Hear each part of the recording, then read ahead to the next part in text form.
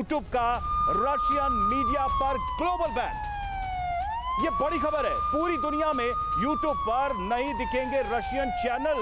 Russian TV और Sputnik पर YouTube का पूरी दुनिया में बैन है।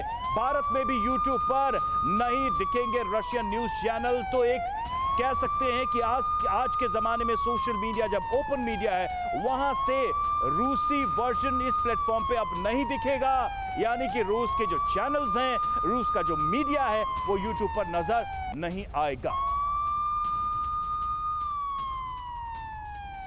तो लगातार इन प्रतिबंधों के जरिए भी रूस पर दबाव बनाने की कोशिश। हमारे साथ हमारा खास पैनल भी जुड़ा हुआ। परिचय सबसे पहले करा दें आपका। एयर कोमोडोर एस बंसल साहब हमारे साथ जुड़े हुए हैं, बहुत बहुत स्वागत है सर। और रविंदर सचदेव सर हमारे साथ जुड़े हुए हैं, जो कि अंतर्राष्ट्रीय मामलों के जानकार हैं। मेजर जनरल ए के सिवाज सर हमारे साथ जुड़े हुए हैं और जे के त्रिपाठी भी हमारे साथ जुड़े हुए हैं।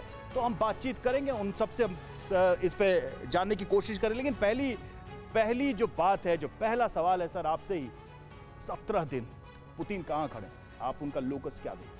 देखिए, पुतिन ने पहले ये अनुमान जो लगाया था कि कुछ ही दिनों के अंदर वो कीव को ऊपर अपना कब्जा बना लेंगे, वो तो सही नहीं निकला। लेकिन उन्होंने अपनी स्ट्रैटेजी बदल दी है।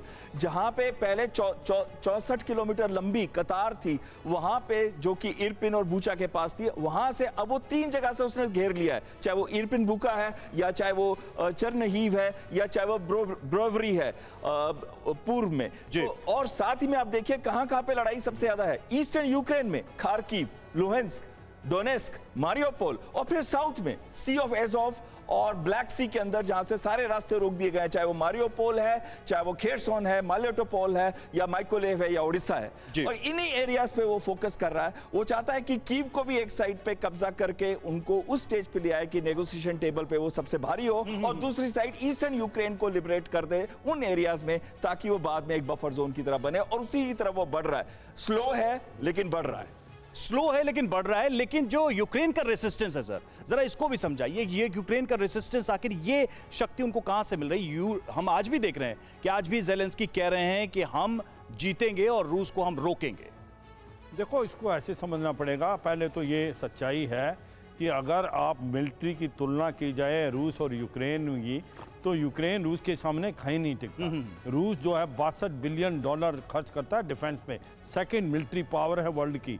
जबकि यूक्रेन जो है 22वें है नंबर है, और 5 बिलियन डॉलर खर्च करता है।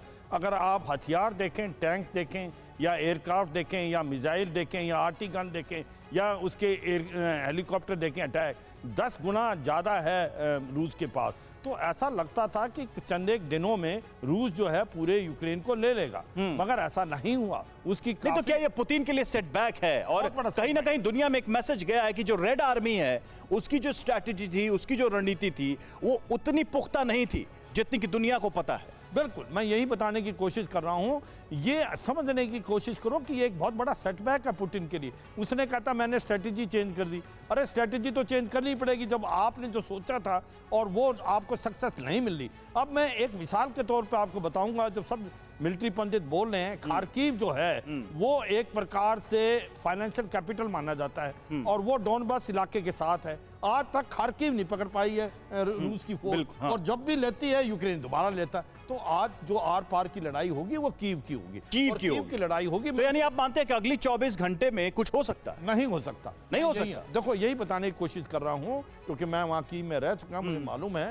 देखो, कीव बहुत बड़ा टाउन है, 60 से 65 इलाके घेरे में है। उसके बाहर जो अंदर जो इलाका है वो बिल्टअप एरिया का है, उसके अंदर घुसना बड़ा मुश्किल है। वहां पर टैंक और बंद गाड़ियां अंदर नहीं जा सकती। एंटी टैंक डिफेंसेस बड़ी अच्छी बनाई यूक्रेन ने। यूक्रेन को टाइम मिल गया है, उन्होंने जो क्या किया है, जो ब्रिजेज हैं वो को रिजर्व डिमोलिशन बना दिया है। वो जब जैसे ही फौज आने की कोशिश करेगी रूस, यानी कि आप कह रहे हैं खार्किव पे कंट्रोल करने के लिए फेस टू फेस लड़ना होगा, आमने सामने गन फाइट। थोड़ा just Ravi give me a chance. So what I am saying is, ये होगा क्या? ये जो लड़ाई होती है बिल्टअप एरिया की, ये एक बड़ी मुश्किल लड़ाई है। ये डिफेंडर को फायदा है, अटैकर को डिफेंडर को फायदा। और इसमें एक और चीज है, देखो मुझे लगता है अब रूस क्या करेगा, अपनी मिसाइल, अपने रॉकेट और अपने एयरफील्ड एयरक्राफ्ट से मदद से सॉफ्टनिंग अप करेगा। लेकिन ये भी तो है सर कि एक डेस्परेशन पुतिन की होगी। कहीं इस डेस्परेशन में बड़ी गलती ना कर दे पुतिन। और देखिए, परवाह देश की, सोमवार से शुक्रवार रात 10 बजे TV9 भारतवर्ष पर।